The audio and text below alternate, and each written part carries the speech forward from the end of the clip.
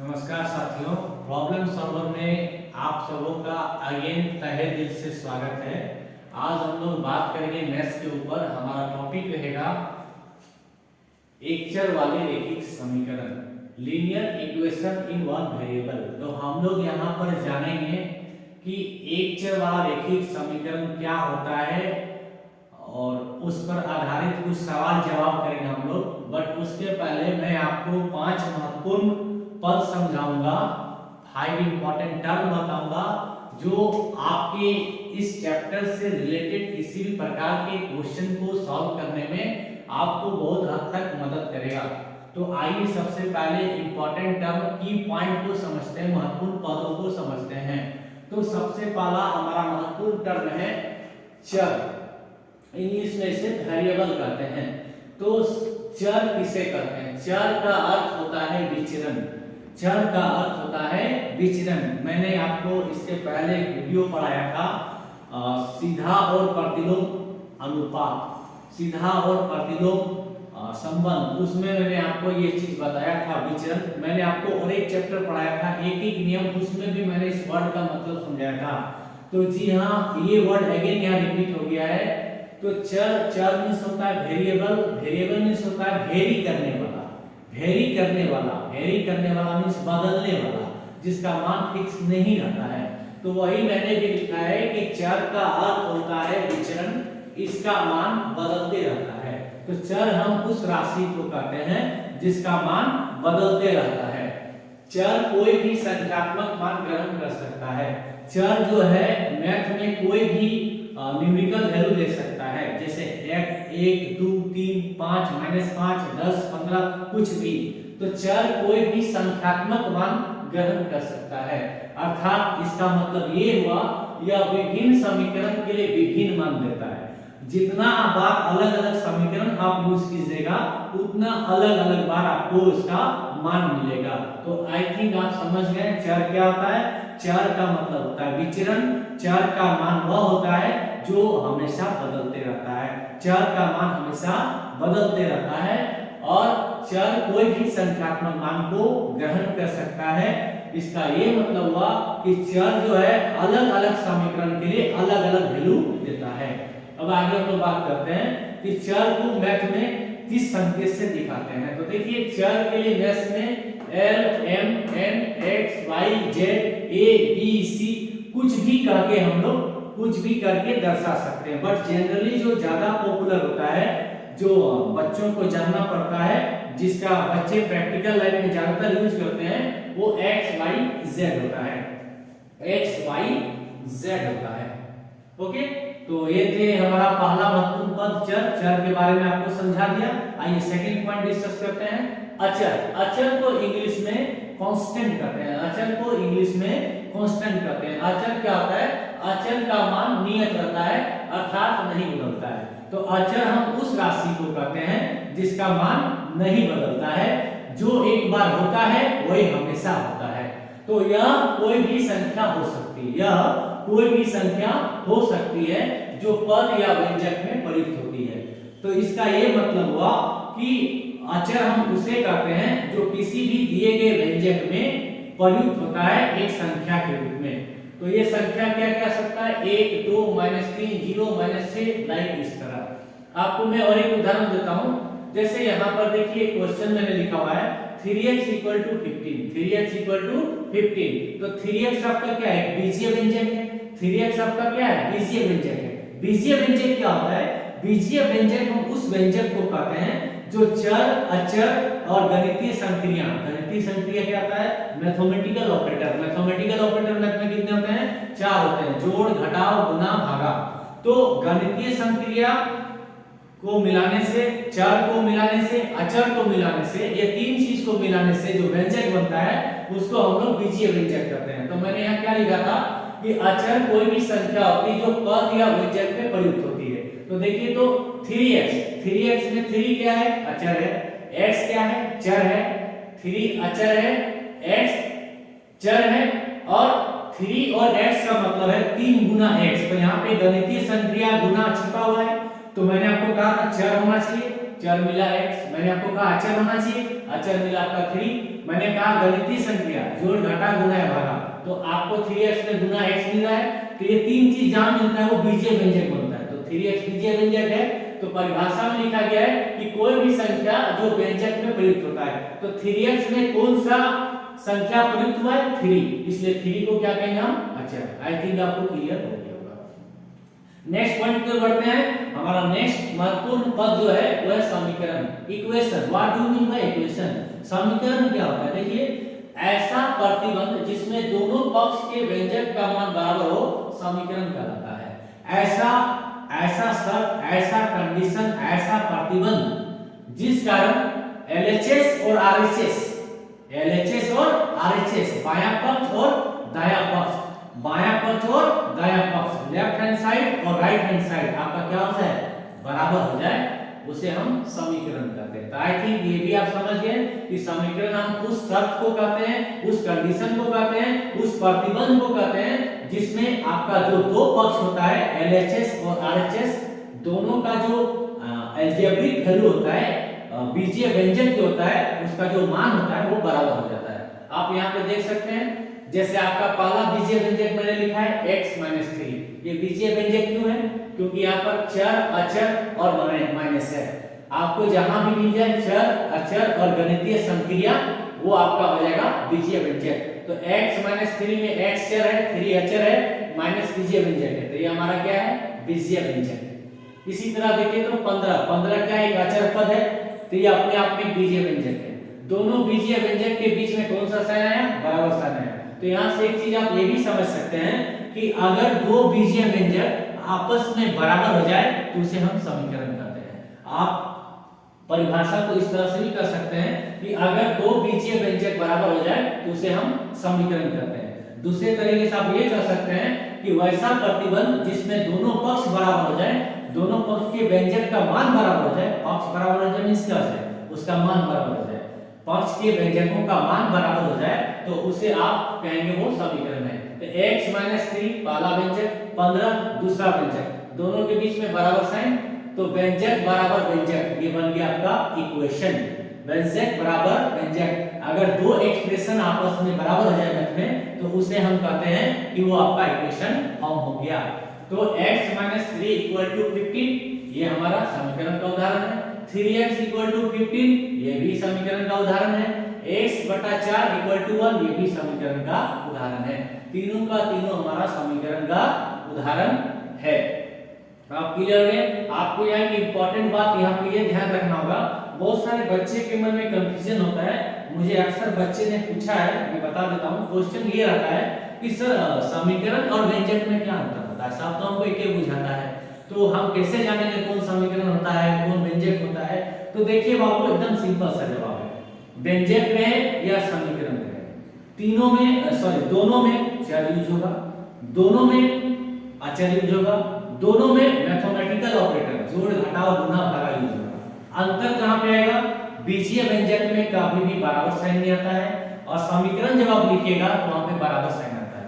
तो देखिए x - 3 यहाँ क्या है? बीजीय व्यंजक है। 15 क्या है? बीजीय व्यंजक है। जब इसके बीच में बराबर साइन आ जाता है ना, तो यही फिर आपका मैथ में समीकरण बन जाता है। तो आई थिंक आप समझ गए होंगे, आपको दिक्कत नहीं होगा। समझ गए ना? बीजीय व्यंजक रहे या समीकरण रहे, गणितीय संक्रिया जोड़ घटा गुना भागा दोनों में होता है, दोनों में वेरिएबल चर पद होता है, दोनों में अचर पद कांस्टेंट होता है। अंतर कहां पे आता है? बीजीय व्यंजक इक्वालिटी का मान नहीं रख सकता अपने अंदर, और आपका जो समीकरण है उसके अंदर इक्वालिटी का मान आता है। आप थोड़ा देर के लिए ऐसे समझ लीजिए, मैं आपको यहाँ पे दिखा देता हूँ। जैसे मान लीजिए 3x + 6 > 9, आपको किसी ने कह दिया कि क्या ये समीकरण है? आपका जवाब यस होगा या नो होगा? तो देखिए मैंने आपको क्या समझाया, चर है, देखिए है, अचर पद है, चर भी है, अचर पद भी है, गणितीय संख्या मैथमेटिकल ऑपरेटर, देखिए यहाँ पे है, तीनों चीज है। तो ये आपका व्यंजक है, ये आपका समीकरण नहीं है। क्यों? समीकरण होने के लिए बीच में बराबर का साइन आना चाहिए। यहाँ पे बराबर का साइन दिखा आपको? नहीं दिखा। तो ये आपका अलजेब्रिक इक्वेशन है, ये आपका अलजेब्रिक इक्वेशन है, बट ये आपका ये जो है आपका अलजेब्रिक एक्सप्रेशन है, सॉरी गलती कर दिया, ये आपका अलजेब्रिक एक्सप्रेशन है, अलजेब्रिक इक्वेशन नहीं है। ये आपका ओनली व्यंजक है, एल्जेब्रिक एक्सप्रेशन है, एल्जेब्रिक इक्वेशन नहीं है। इक्वेशन बनने के लिए बीच में left hand side right hand side के बीच में आपका इक्वलिटी साइन होल्ड करना चाहिए। तो आई थिंक आपको 3 पॉइंट क्लियर हो गया, चर अचर समीकरण। आइए नेक्स्ट पॉइंट की ओर बढ़ते हैं। हमारा नेक्स्ट पॉइंट है रेखिक समीकरण क्या होता है। रेखिक समीकरण क्या होता है? हम लोगों ने समीकरण समझ लिया, समीकरण में दो व्यंजक आते हैं, दोनों बराबर आते हैं। अब उसमें थोड़ा सा चेंजेस करना होगा। अगर आपके समीकरण में घात 1 आ जाए, आपके समीकरण में अगर घात 1 आ जाए तो उसे हम रेखिक समीकरण कहते हैं। ठीक है, आप उसे हम रेखिक समीकरण कहते हैं। रेखिक समीकरण का स्टैंडर्ड फॉर्म होता है ax + b = 0। ax + b = 0। यहाँ पर a और b क्या है? अचर पद है, कोई भी संख्या वहां पे लिखा जा सकता है। a और b के जगह में आपको ध्यान देना है a कभी भी 0 नहीं होगा, a कभी भी 0 नहीं होगा। तो रेखिक समीकरण का उदाहरण हो जाएगा जैसे x - 3 = 15, 3x = 15। अब यहाँ पे बच्चों के मन में दो क्वेश्चन आ रहा है, मैं जानता हूँ क्या आ रहा है, वो भी मैं बता देता हूँ कि सर आपने जो है वर्ड यूज किया घात, ये क्या होता है घात? हमको तो समझ में नहीं आया। देखिए घात किसको कहते हैं? चर का अधिकतम घातांक को घात कहते हैं। आप कोई भी समीकरण लिखते हैं उसमें जो चर होता है x y z या और भी कुछ जो भी आप यूज करते हैं, उसका जो सबसे बड़ा पावर होता है उसी को हम लोग घात करते हैं। जैसे कि मान लीजिए मैंने लिख दिया 3x का power 3 plus 5x² plus 6x। देखिए सारे में x चीज है ना, सारे में चर x चीज हुआ, लेकिन x यहाँ 3 है, x यहाँ 2 है, x यहाँ 1 है। तो जिसका सबसे अधिक पावर होता है वही घात कहलाता है। मैंने कल एक वीडियो छोड़ा था YouTube में, घात और घातांक। मैंने इसके ऊपर वहां पर बात किया था कि चर का अधिकतम घातांक को घात करते हैं, चर का अधिकतम घातांक को घात करते हैं। तो चर का जो सबसे अधिकतम घातांक है, जो सबसे बड़ा पावर है, उसी को घात करते हैं। तो रेखिक समीकरण में जो चर होते हैं ना, तो चर का मैक्सिमम पावर सिर्फ एक ही होता है, इसीलिए उसे एक घातीय समीकरण कहते हैं, उसे हम रेखिक समीकरण कहते हैं। तो आई थिंक ये क्लियर हो गया। रेखिक समीकरण किसे कहते हैं? वैसा समीकरण जिसमें चर की अधिकतम घात 1 हो, उसे रेखिक समीकरण कहते हैं। इसका स्टैंडर्ड फॉर्म क्या होता है? ax + b = 0। देखिए यहाँ पर चर क्या है? x का पावर यहाँ पर क्या है? 1 है। अब आप बोलिएगा सर 1 कहां से आ गया? तो आपको एक डायलॉग सिखाया था मैंने, मैथ में जिसका कोई नहीं होता है उसका खुदा होता है, और खुदा हमेशा एक होता है। दुनिया में भी खुदा एक होता है और मैथ का दुनिया में भी खुदा एक होता है। तो जहां आपको कोई ना दिखे वहां खुदा है, गणित का खुदा एक है, ये आपको याद रखना है। तो x का पावर यहाँ पर 1 है। तो ax + b = 0 का फॉर्मेट में कोई भी क्वेश्चन रहेगा तो वो आपका रेखिक समीकरण हो जाएगा, वो आपका रेखिक समीकरण हो जाएगा। उदाहरण जैसे x - 3 = 15, ओके, 3x = 15, ओके। तो आप में से बहुत कोई सोचिएगा कि सर 3x = 15 ये कैसे रेखिक समीकरण होगा? तो देखिए आप यहाँ पे देखिए तो चर कौन है? x का घात कितना है? 1। तो कभी भी आपको घात 1 दिख जाए, कभी भी आपको घात 1 दिख जाए, वो आपका रेखिक समीकरण है। तो 3x = 15 भी रेखिक समीकरण है, x - 3 = 15 भी रेखिक समीकरण है। अब सेकंड क्वेश्चन जो आपके मन में आएगा वो मैं बताने जा रहा हूं कि सर आपने यहाँ लिखा a और b अचर पद है, तो आपने अभी पढ़ाया a और b कोई भी संख्या हो सकता है, तो 0 भी एक संख्या है। जी हाँ, 0 एक संख्या है, नो डाउट 0 एक संख्या नहीं। लेकिन आपने सर यहाँ a पर पाबंदी क्यों लगा दिया? a पर आपने प्रतिबंध क्यों लगाया, शर्त क्यों लगा दिया? देखिए दोस्तों इसका सिंपल सा जवाब है, a अगर यहाँ पे 0 हो जाएगा तो 0 × 0 = 0। तो यहाँ पे समीकरण बन जाएगा b = 0। अब बताइए आपने जो समीकरण लिया है उसमें कोई चर रह जाएगा? नहीं रह जाएगा। तो जब चर ही नहीं रह जाएगा तो सिर्फ एक अचर पद बन जाएगा, और अचर पद बन जाएगा तो वो अचर है ना, वो एक कांस्टेंट वैल्यू हो जाएगा। तो वो फिर रेखिक समीकरण कैसे होगा? रेखिक समीकरण का घात 1 होना चाहिए। जैसे यहाँ पे 0 हो जाएगा 1, तो 0 × x हो गया 0।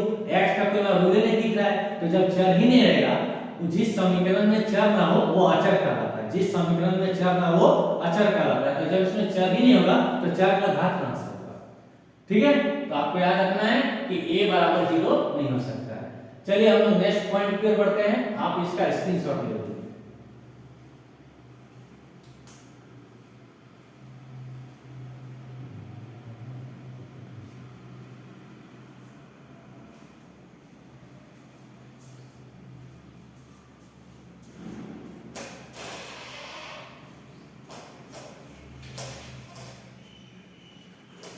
आप लोग इसका स्क्रीनशॉट ले लीजिए। इसके बाद मैं आपको बताऊंगा कि समीकरण का हल कैसे निकालते हैं, समीकरण का हल क्या होता है। और आज मैं 11 क्वेश्चन कराऊंगा इसके ऊपर, छोटे छोटे क्वेश्चन। कल मैं अगेन इस सेशन को अगेन जारी रखूंगा। कल मैं इसका पार्ट 2 बताऊंगा, उसमें मैं न्यूमेरिकल प्रॉब्लम्स कराऊंगा। उसमें क्वेश्चन सीधे समीकरण नहीं दिया रहेगा। उस क्वेश्चन में क्वेश्चन वर्ड प्रॉब्लम के फॉर्म में होगा, अंकित प्रश्न होगा। वर्ड प्रॉब्लम को समझाते हुए मैं पहले समीकरण बनाना सिखाऊंगा, उसके बाद हल करूंगा। तो आप लोग इसका स्क्रीनशॉट ले लीजिए, मैं आगे अगेन पढ़ाऊंगा। और उसके बाद आज मैं 10-11 जो क्वेश्चन करूंगा सिर्फ रेखिक समीकरण बना हुआ रहेगा, उसको जस्ट सॉल्व करूंगा। और कल के वीडियो में क्या करूंगा, कल का वीडियो में भी यही चीज पढ़ाऊंगा। कल का वीडियो हमारा पार्ट 2 रहेगा, उसमें रेखिक समीकरण क्वेश्चन में दिया नहीं रहेगा, क्वेश्चन वर्ड प्रॉब्लम के फॉर्म में रहेगा। क्वेश्चन वर्ड प्रॉब्लम के फॉर्म में होगा। आपको क्वेश्चन को पढ़ के क्वेश्चन का मतलब समझाऊंगा, समीकरण बना के दिखाऊंगा, उसके बाद उसको सॉल्व करूंगा। ओके, तो आई थिंक आप लोग इसको उतार लिए होंगे। चलिए मैं इसको मिटा देता हूं। ओके, नेक्स्ट आपको पॉइंट सीखना है समीकरण का हल। समीकरण का हल,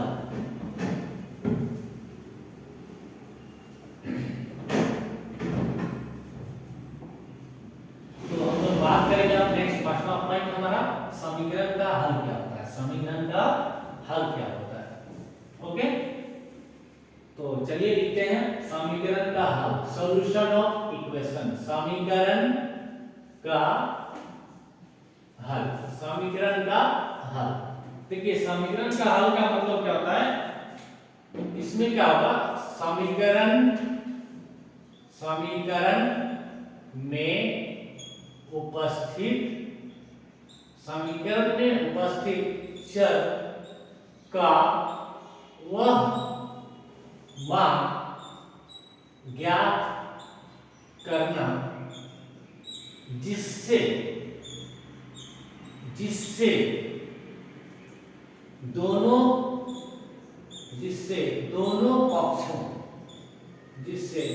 पक्षों LHS और RHS, जिससे दोनों पक्षों का मान बराबर हो जाए।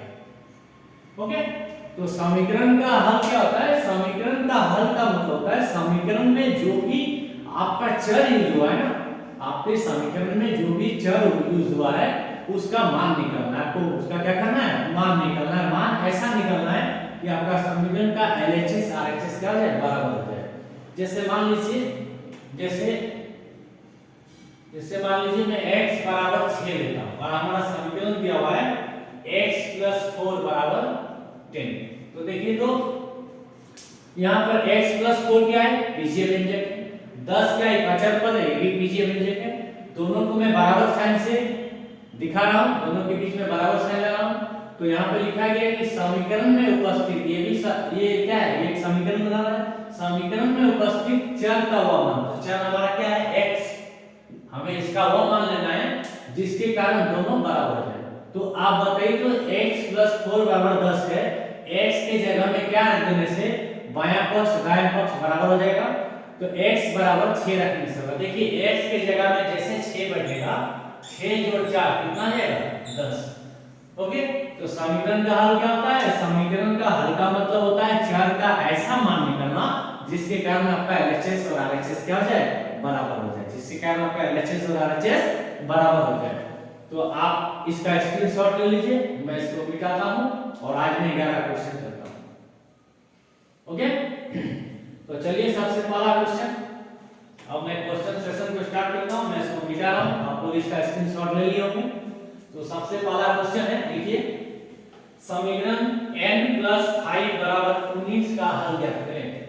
समीकरण n + 5, क्वेश्चन नंबर 1 है आपका, समीकरण n + 5 = 19 का हल ज्ञात करें। समीकरण n + 5 = 19 का हल ज्ञात करें। देखिए आपको मैं एक बात बताता हूं, ये आपके रैखिक समीकरण का हल रिलेटेड कोई भी क्वेश्चन होगा, सारे में ये बात लागू होगा। आप जब भी क्वेश्चन को सॉल्व कीजिएगा, आप जो बीजीय व्यंजक है उसका एलएचएस और आरएचएस को इस तरह से रखिएगा जिससे एक साइड आपका चर हो जाए, एक साइड आपका अचर हो जाए। आपको चर और अचर को अलग कर देना है। ओके, चलिए देखिए तो n + 5 = 19। 5 का मान तो कभी 6 नहीं होगा, 5 ही रहेगा। तो ये अचर पद है, 19 भी अचर पद है। लेकिन n का मान कुछ भी हो सकता है। n मेरा अचर है। देखिए n क्या है मेरा? n मेरा अचर है। 5 क्या है मेरा? अचर है। 19 क्या है मेरा? अचर है। तो आपको क्या करना है? चर वाले को चर के साइड रखना है, अचर वाले को अचर के साथ रखना है। ठीक है, आपको यही रूल फॉलो करना है। चर को चर के साइड रखना है, अचर को अचर के साइड रखना है। कोई भी क्वेश्चन देगा आपको ऐसे ही बनाना होगा। तो देखिए साहब, मैं क्या करता हूं, बराबर साइन दे देता हूं। चर पद क्या है? n, n को n रहने दीजिए। बराबर के बायां साइड में था, अभी भी बायां साइड रहेगा n, दायां साइड 19 है, 19 रहने दीजिए। ये अचर पद है, 5 यहाँ पे अचर पद है ना, तो इसको आप दायां साइड ले जाइए। मैंने क्या कहा? सेम पद को, सेम तरह के पद को सेम साइड ले जाइए। तो मैं n मेरा अचर पद है, इसको मैं बायां तरफ रखा, और जितना भी अचर पद होगा उसको मैं दायां साइड लिखूंगा। तो 19 पहले से दायां साइड में है, 5 नहीं, 5 को मैं ले जा रहा हूं। तो जब भी साइड चेंज होता है साइन चेंज हो जाता है, साइड चेंज होता है तो साइन चेंज हो जाता है। तो +5 का क्या हो गया? -5। ओके, 19 में 5 जाएगा कितना आएगा? 14। तो n = 14 ओके, आपके समीकरण का हल है। क्योंकि n = 14 रख देने से दोनों पक्ष का मान बराबर हो जाएगा। ओके, आप इसको चेक करके देख सकते हैं। देखिए जांच आपका है n + 5, n बैठा दीजिए 14, 14 + 5 बराबर कितना जा रहा है? 19। ये आपका था LHS और ये आपका था RHS। आपका LHS RHS दोनों बराबर आ रहा है। आपका LHS बराबर क्या आ रहा है? RHS। आपका LHS बराबर आ रहा है RHS। तो n = 14 दिए गए समीकरण का हल है। ओके, n = 14 दिए गए समीकरण का हल है। चलिए सेकंड क्वेश्चन क्वेश्चन नंबर 2 देखिए क्या है। क्वेश्चन नंबर 2 है 2x - 3 = 15 का हल ज्ञात करें। 2x - 3 = 15 का हल ज्ञात करें। तो 2 नंबर क्वेश्चन है 2x - 3 = 15 का हल ज्ञात करें। फिर से वही काम कीजिए, चर को एक तरफ, अचर को एक तरफ। 2x का 2x लिख दीजिए, बराबर लिख के 15 था, बराबर लिख के 15 लिख दीजिए। -3 बायां साइड में था, अचर पद है, इसको दायां साइड में ले जाइए, ये +3 हो जाएगा। ओके, 15 अचर, 3 अचर, अचर एक तरफ हो गया, 2x चर ये एक तरफ हो गया। 15 3 कितना हो गया? 18 हो गया। तो 2x बराबर कितना हो गया? 18। x बराबर कितना हो गया? 18/2 9 हो गया आंसर। तो x = 9 दिए गए समीकरण का हल है। Okay, next question number 3। 3y + 5 = 20। Okay, y का मान निकालना है। तो 3y बराबर क्या आएगा? 20 क्या है? अचर। 5 क्या है? अचर। अचर को अचर के साइड ले जाना है। तो +5 साइड चेंज होगा तो साइन चेंज हो जाएगा। तो +5 के जगह में -5 लिखिए यहाँ पे। 20 में 5 गया 15। तो 3y = 15। तो y बराबर कितना आएगा? 15/3 5। ओके, तो y का मान क्या हो जाएगा? 5 हो जाएगा। ओके, इसका स्क्रीनशॉट ले लीजिए। फिर नेक्स्ट क्वेश्चन जो बढ़ता हूं।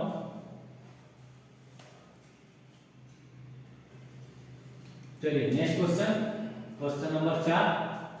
क्वेश्चन पूछा गया है m के किस मान के लिए 5m + 3 = 3m - 21 हो जाएगा। m का वह मान ज्ञात करें जिस कारण 5m + 3 3m - 21 के बराबर हो जाएगा। तो आपको फिर से वही काम करना है। देखिए पहले आप चर अचर को फाइंड आउट कीजिए। 5m ये क्या है? चर। 3 क्या है? अचर। 3m क्या है? चर। 21 क्या आ जाएगा? अचर। तो आपको चर को एक साथ रखना है, अचर को एक साथ रखना है। तो चलिए मैं 5m को बायां साइड रहने देना चाहता हूँ। पहले भी बायां साइड था, अभी भी बायां साइड रहेगा, बराबर का बायां साइड में 5m था, बराबर का बायां साइड में 5m है। मैं 3m बायां साइड में है, इसको बायां साइड लाता हूँ, तो बाएं साइड आने से इसका साइन चेंज हो जाएगा, तो 3m का क्या हो जाएगा -3m। ओके, -21 दायां साइड में था, अभी भी दायां साइड में है, +3 बायां साइड में था, इसको दायां साइड ले जा रहा हूं तो साइन चेंज हो जाएगा, तो प्लस का साइन चेंज माइनस। तो यहां से आपका आ गया 5m - 3m बराबर -21 - 3। 5m ने 3m दिया, 2m -21 - 3 -21। देखिए माइनस माइनस क्या होता है, तो माइनस माइनस वैल्यू बढ़ जाता है, साइन माइनस होता है। इसका आप ऐसे याद कीजिएगा कि आदमी जितना ज्यादा कर्जा लेता है उसका कर्जा उतना बढ़ जाता है। तो पहले 21 का कर्जा था, फिर 3 का कर्जा है, तो 24 का कर्जा हो गया, तो -24।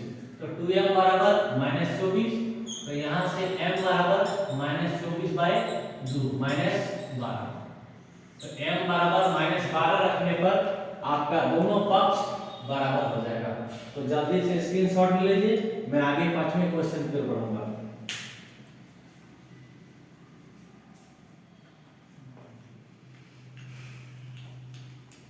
चलिए नेक्स्ट सवाल की ओर बढ़ते हैं। सवाल नंबर 5, y के किस मान के लिए 4y + 7 और 2y + 11 बराबर हो जाएंगे? इसी तरह का क्वेश्चन है। ओके, क्वेश्चन है question number 5, question number 5, 4y + 7 बराबर 2y + 11। क्या करना है आपको? अचर को एक तरफ और चर को एक तरफ, ठीक है। तो 4y अचर पद है, 4y बराबर साइन दे दीजिए बीच में, 2y दायां साइड था, इसको बायां साइड ले जाइए, तो -2y बराबर का दायां साइड में 11 था, अचर 11 लिख दीजिए। अचर के साथ अचर जुड़ता है, अचर के साथ अचर घटता है, तो +7 बायां साइड में था, ये अचर पद है, इसको दायां साइड ले आइए, ये माइनस साइड हो जाएगा। ओके, साइड बदलने से साइन बदल जाता है, याद रखिएगा। ओके, तो देखिए ये अचर माइनस अचर, ये चर माइनस चर, चर वाला एक तरफ, चर हमेशा चर में जुड़ता है, चर हमेशा चर में घटता है, अचर हमेशा अचर में जुड़ता है, अचर हमेशा अचर में घटता है। तो 4y - 2y, चर में चर घटा, एक नया चर 2y है, 11 में 7 दिया तो 4 हो गया, तो 2y बराबर 4 हो गया, तो y बराबर कितना हो गया? 4/2। देखिए 2y 2 गुना y, 2 गुना y, साइड चेंज होता है तो साइन चेंज हो जाता है, तो गुना का साइन चेंज होकर भागा होता है, जोड़ का साइन चेंज होकर घटा होता है, तो 4/2 बराबर कितना हो जाएगा? 2। तो 2 इसका राइट आंसर। ओके, 2 इसका राइट आंसर। नेक्स्ट क्वेश्चन की ओर बढ़ते हैं, question number 6, question number 6, question को लिख देता हूं। क्वेश्चन पूछा गया है, क्या a बराबर -2 समीकरण 12 - 3a बराबर 9 - 4a का हल है? का हल है। तो ये बहुत ही अच्छा क्वेश्चन है, इसको मैं आपको दो तरीके से बताता हूं, इसको मैं आपको दो तरीके से बताऊंगा।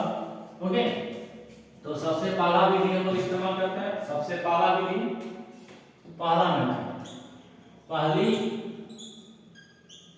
विधि। क्वेश्चन पूछा गया है, क्या a बराबर -2 समीकरण 12 - 3a बराबर 9 - 4a का हल है? तो इसको मैं दो तरीके से बताता हूं, आप दोनों तरीके को ध्यान दीजिएगा। तो पहला तरीका में मैं a बराबर -2 ले लेता हूं, a बराबर -2 लेने पर, a बराबर -2 लेने पर बायां पक्ष को लिखिए, आपका बायां पक्ष था LHS बराबर 12 - 3, ओके, 12 - 3, a का मान आपने क्या लिया है? -2 बैठा दीजिए। ओके, 12 माइनस गुना माइनस प्लस 3 दूनी 6, 12 6 कितना आया? 18, 12 6 18। नेक्स्ट आप RHS ले लीजिए, RHS आपका कितना है? 9 - 4a, 9 - 4a, 9 लिखे -4a आपने कितना लिया? -2 बैठा दीजिए, तो 9 माइनस का माइनस प्लस 4 दूनी 8 17, क्या आपका बायां पक्ष दायां पक्ष बराबर आया? क्या आपका LHS और RHS बराबर आया? नहीं आया। 18 और 17 बराबर नहीं हो सकता है, कभी भी नहीं हो सकता है। ये 18 आया, ये 17 आया, दोनों अलग अलग वैल्यू है।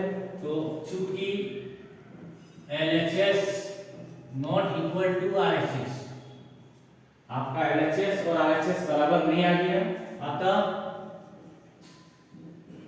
A बराबर -2 दिए गए समीकरण का हल नहीं है। आपको मैंने बताया था ना, चर का वह मान जिसके लिए LHS RHS बराबर हो जाता है, उसे हम लोग चर का वह मान जिसके लिए LHS और RHS बराबर हो जाता है, वह समीकरण का हल कहलाता है। तो A बराबर -2 लेने पर LHS आपका 18 आया, A बराबर -2 लेने पर आपका RHS आपका आया। तो A का मान -2 लेने पर LHS और RHS का दो अलग अलग मान आ गया, दोनों मान बराबर नहीं हुआ, अतः A बराबर -2 दिए गए समीकरण का हल नहीं है। तो ये आपका पहला विधि था। इसी क्वेश्चन को मैं एक सेकेंड तरीके से बना के दिखा देता हूं, आप इसका स्क्रीनशॉट ले लीजिए। ओके, चलिए इसका सेकेंड तरीका से मैं बताता हूं इस क्वेश्चन को, आप स्क्रीनशॉट ले लिए। क्वेश्चन यही है, मैं सेकेंड मेथड से बनाता हूं क्वेश्चन को। सेकेंड मेथड में क्या करूंगा, सेकेंड मेथड में क्या करना है, जो भी समीकरण दिया गया है, चूंकि ये समीकरण है, इस समीकरण को सॉल्व करके मैं A का मान निकालूंगा। अगर हमारा निकाला हुआ मान दिए हुए मान से मैच खाता है तो समीकरण का हल है, नहीं आता है तो नहीं है। तो चलिए इस मेथड से स्टाइल से शुरू करता हूं मैं दूसरी विधि। इस क्वेश्चन का मैं सेकेंड मेथड बताता हूं, दूसरी विधि। आप दिए हुए समीकरण को ले लीजिए पहले, 12 - 3 बराबर 9 - 4। इसके बाद आपको क्या करना है, कोई भी क्वेश्चन में आपको चर और अचर को सेपरेट कर देना है। ओके, चर और अचर को सेपरेट कर देना है। तो देखिए -3 को रहने दीजिए, बराबर 9 को रहने दीजिए। -4 ये देखिए आपका दायां पक्ष में है ना, इसको आप बाएं पक्ष में ले आए तो माइनस किस में बदल जाएगा, प्लस में, 4a प्लस 4a। ओके, बराबर साइन है। देखिए 12 आपका बायां साइड में है, इसको आप दायां साइड ले आइए तो -12 हो जाएगा। ओके, साइड चेंज होने से साइन चेंज हो जाता है, ये डायरेक्ट रखिएगा। अब देखिए तो 4a में 3a गया तो a बचा, 9 में 12 गया तो -3 बचा। तो इस समीकरण का हल क्या निकल रहा है, a बराबर -3। आपके क्वेश्चन बोला है कि हल क्या है, a बराबर -2। क्या ये दोनों बात मैच हो रहा है, नहीं हो रहा है। तो हम लिख देंगे अतः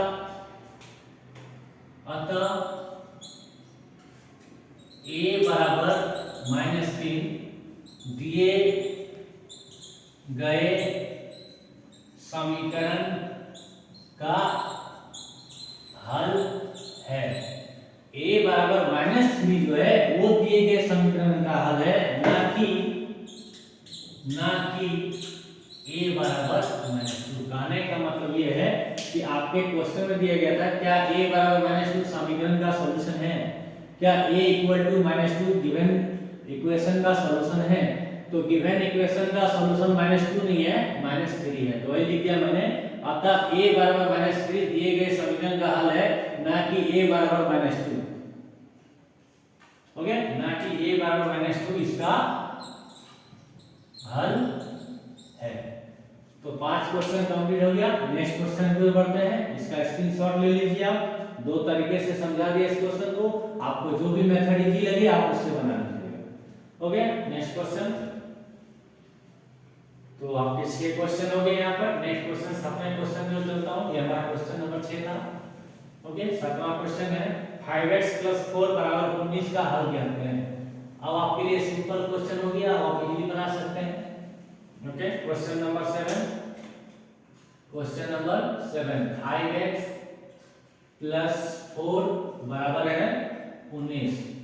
ओके, आपको इसको हल करना है। चार अचर अलग कर दीजिए आप। अब आप तेजी के साथ बना सकते हैं। तो देखिए 5x = 19 - 4, 5x + 4 = 19 है। तो 5x बराबर क्या लिख सकते हैं 19 माइनस 4, 4 अचर अलग हो गया हमारा, तो 5x बराबर क्या लिखा जाएगा 15, तो 5, तो x बराबर क्या आ जाएगा 15 भागा 5 कितना आएगा 3, तो x बराबर 3 इसका सॉल्यूशन है। ओके, स्क्रीनशॉट ले लीजिए। नेक्स्ट इसी तरह और एक क्वेश्चन यहाँ करता हूँ, देख लीजिए क्वेश्चन नंबर 8। क्वेश्चन नंबर 8 है 6x प्लस 10 बराबर 22। 6x प्लस 10 बराबर 22। आपको x का मान निकालना है जिसके लिए दोनों बराबर है। चार अचर अलग कर दीजिए आप, फिर से वही काम, तो 6x बराबर 22 माइनस 10, यहाँ से 6x बराबर कितना आ जाएगा 12, तो यहाँ से x बराबर कितना आ जाएगा 2। ओके, 6 का पावर में 12 कितने बार बनता है 2 बार बनता है, तो x बराबर 2 इसका आंसर हो जाएगा। क्वेश्चन नंबर 9 देख लीजिए क्या कहता है, हल कीजिए। क्वेश्चन नंबर 9 है हल करें। क्वेश्चन है आपका 15 प्लस x/2 बराबर 29। ये देख के थोड़ा सा डर लग रहा है क्वेश्चन, डरने की जरूरत नहीं है। आपको जो गुरु मंत्र दिया उसका इस्तेमाल कीजिए। मैंने क्या बोला आपको, चर और अचर को एक तरफ कीजिए आप।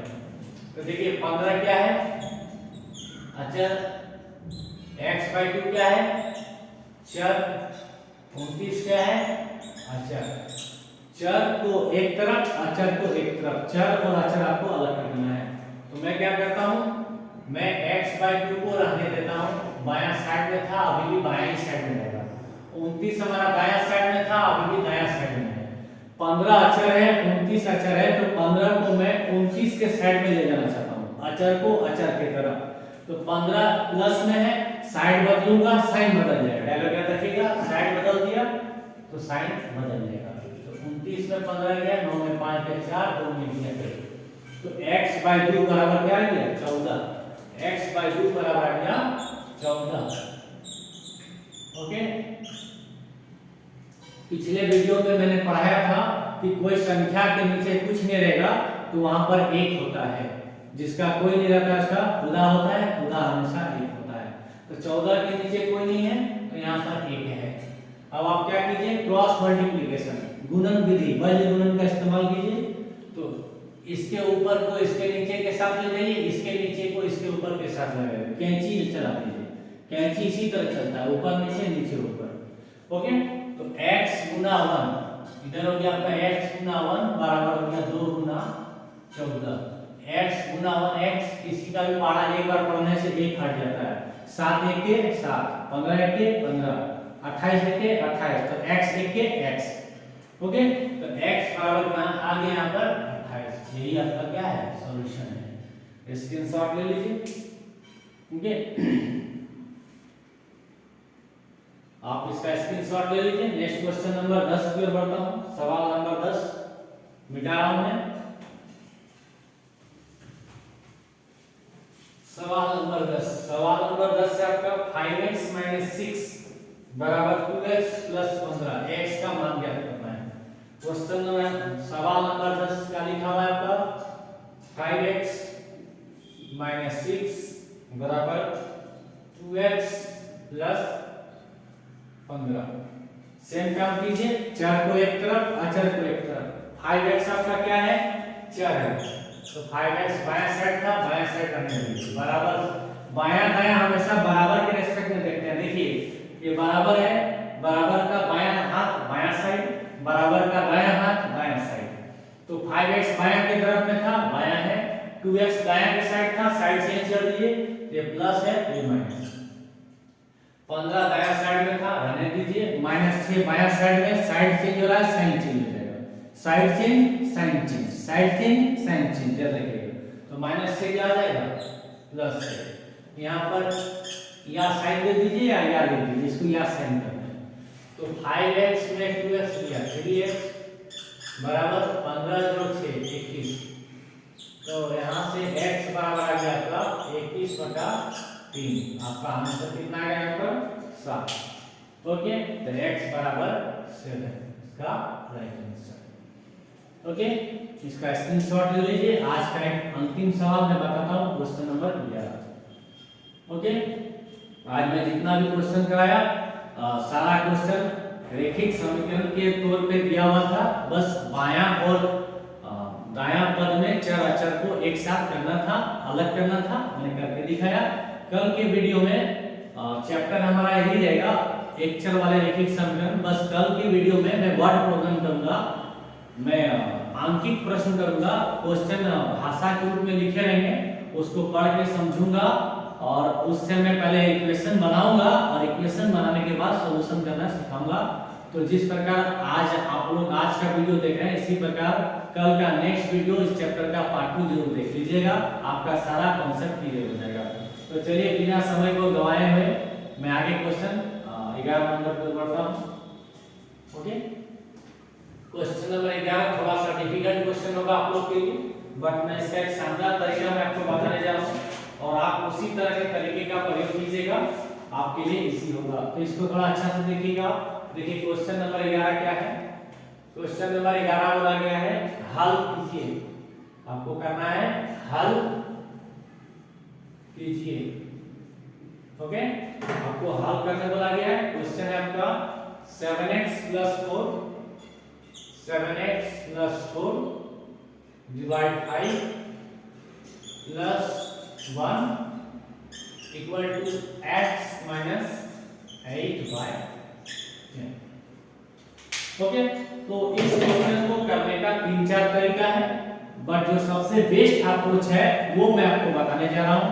देखिए आपको मैंने भी बताया था चर अचर को अलग करके क्वेश्चन सॉल्व करने का, तो आप उस तरीका का इस्तेमाल कीजिएगा। तो देखिए 1 अचर है, यह पद चर है, यह पद चर है, तो आप इसको इधर ले जाइएगा, इसको उधर ले जाइएगा, या फिर इसको उधर ले जाइएगा, 1 को उधर रखिएगा, जो भी हो चर अचर आपका सेपरेट हो जाएगा, नो डाउट। मैंने भी आपको यही भी सिखाया था, बट इससे इस क्वेश्चन का सॉल्यूशन थोड़ा सा लेंथी हो जाएगा, आपके लिए सॉल्यूशन थोड़ा सा लेंथी हो जाएगा। तो आपको क्या करना है, आपको मैं कुछ बात बोल रहा हूं, ध्यान दीजिएगा। ये अब तक का सबसे अलग क्वेश्चन है, सबसे हटके क्वेश्चन है और थोड़ा सा भारी क्वेश्चन है, लेवल थोड़ा सा हाई इस क्वेश्चन में। जब किसी क्वेश्चन का एलएचएस और आरएचएस आपके भिन्न फॉर्म में रहे, चर अचर का मिक्सिंग हो, ओके, और भिन्न के फॉर्म में, देखिए ये फ्रैक्शन है, something bye something fraction, something bye something fraction. तो जब आपके क्वेश्चन में फ्रैक्शन के रूप में क्वेश्चन रहे, एलएचएस पार्ट में भी और आरएचएस पार्ट में भी, और साथ ही साथ वहां पर कोई अचर पद मौजूद हो जोड़ या घटा के रूप में, तब आपको मैं जो टेक्निक बताने जा रहा हूं आप उसका इस्तेमाल कीजिएगा। आपको मैं श्योर करता हूं आप इस तरीके से क्वेश्चन बना के देखिएगा, आपका क्वेश्चन बहुत इजीली वे में बनेगा। अगर ना बने तो मुझे जरूर कह दीजिएगा। ओके, आपको मैं बताने जा रहा हूं, ध्यान दीजिए। ये भिन्न पार्ट है, ये भिन्न पार्ट है, ये अचर पद है। ओके, ये थोड़ा सा क्रिटिकल है, इसमें चर अचर को पहले अलग नहीं करूंगा, चर अचर अलग करूंगा, रूल वही है, मैं बाद में करूंगा। सबसे पहला काम क्या करूंगा, आपको भिन्न में जो हर दिखाई दे रहा हर, तो हर किसको कहते हैं, डिनोमिनेटर। ओके, ऊपर वाले को नोमिनेटर, नीचे वाले को डिनोमिनेटर। तो हर वाले पद को देखना है आपको और उसका पहले एलसीएम निकालिएगा। उसका क्या निकालेगा, एलसीएम। तो यहाँ पे हर वाला पद 5 है, यहाँ पे 10 है, तो आपको सबसे पहले 5 और 10 का एलसीएम निकालना है। 5 10 का एलसीएम लॉसन निकालना है। 5 और 10 का एलसीएम कितना आएगा, 10 आएगा। कितना आएगा, 10 आएगा। तो आप निकाल के देखिए, यहाँ पर देखिए एलसीएम 10 आ रहा है। ओके, तो 5 और 10 का एलसीएम आपका कितना आ रहा है, 10 आ रहा है। 5 और 10 का एलसीएम आपका 10 आ रहा है। तो अब आप क्या कीजिएगा, अब आप दोनों पक्षों को 10 से गुणा कर दीजिए। जो भी आपका एलसीएम आएगा उस एलसीएम से दोनों पक्ष को गुणा कर दीजिएगा, उस एलसीएम से दोनों पक्ष को गुणा कर दीजिएगा। इससे आपके समीकरण में कोई फर्क नहीं पड़ेगा। तो यहाँ पे लिखिए दोनों पक्षों को 10 से गुणा करने पर, तो आप 10 गुना जो बायां पक्ष है उसको लिख दीजिए आप 7x + 4 बटा 5 + 1 बराबर 10 गुना x - 8/10। ओके, आपने ऐसा लिख दिया दोनों पक्षों को 10 से गुना करने पर। करिए अब गुना, 10 10 दोनों में गुना लगा दिया। अब इसको मैं तोड़ता हूं तो देखिए ये आपका 10 है, 10 पहले पार्ट से गुना होगा, फिर ये 10 आपके दूसरे पार्ट से गुना होगा। तो 10 गुना पहला पार्ट क्या है आपका 7x + 4/5 प्लस 10 गुना 8 बराबर 10 गुना x - 8/10। ओके, नेक्स्ट अब आप देखिए यहाँ पर कैलकुलेशन, नीचे है 5, ऊपर है 10, 5 के 5, 5 दूनी 10 कट गया। यहाँ पे देखिए 10 और 10 कट गया बस। अब आपका क्या बचा, यहाँ पे बाहर बचा 2 और गुना साइन है 7x + 4, 10 1 10 बराबर x - 8। फिर से बाहर वाला एक बार पहले के पार्ट जाएगा फिर दूसरे के पास जाएगा। तो 2 गुना 7x 14x प्लस 2 गुना 4 8 प्लस 10 बराबर x - 8। तो यहाँ से हो गया 14x, 10 और 8 जुट गया, कितना हुआ 18 बराबर x - 8।